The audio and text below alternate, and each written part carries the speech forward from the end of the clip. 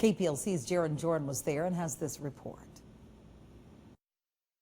The events of 9/11 will be forever etched in the minds of Americans. And here at Fort Polk, the soldiers who became a big part of the story following that tragic day remembered what they call the start of a new generation 12 years later. At Fort Polk, a moment of silence followed by the ringing of bells marked the moment a plane crashed into the World Trade Center on September 11, 2001.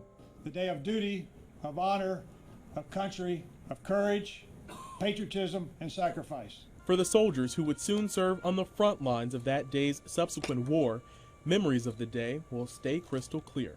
I was at the dental clinic getting a root canal.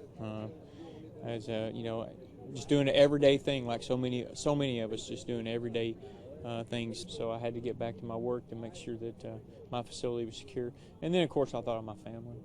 I was on American Airlines flying to Dallas, Texas on a military mission. I left Tampa Bay that morning en route to Dallas, and we started descending, and nobody really knew why. It was about an hour earlier than we expected to be landing in Dallas, and nobody knew until we landed what actually did happen. Brigadier General William Hickman says the men and women who fought in that war have earned their place in the history books. More than 3 million Americans who have joined the military since 2001 are members of a 9/11 generation.